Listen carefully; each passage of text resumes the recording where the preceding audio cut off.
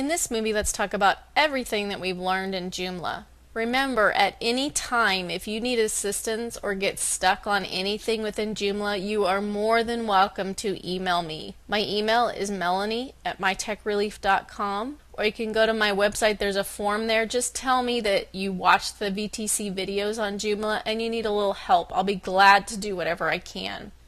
Now, we went through the very basics of Joomla. We started out with our installation. We can do a local install and a remote install. Either way, you're going to be able to quickly and easily learn Joomla. If it's just a practice site, remember, try a local install. That way you'll get MySQL, etc. on your computer and you can kind of see how those things work. Then we went into our Joomla language, or our Joomla lingo. We understand the back end and the front end, and that we've got managers. Lots of lingo there to make sure you review so you've got the terminology down. We also learned that you have sections that are then divided into categories, and then you divide into articles. So that's your pathway of organization.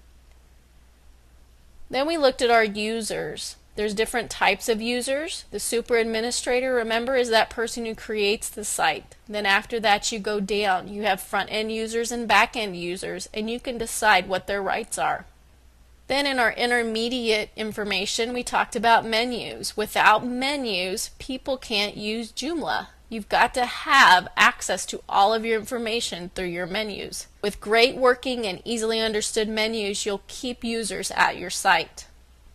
Once you have menus planned out and ready to go, you want to make sure your site has good pages. You have good articles with good images, and they're easily read. You can also add extra elements like polls and news feeds. You can even sell banners on your website to make a little bit of money.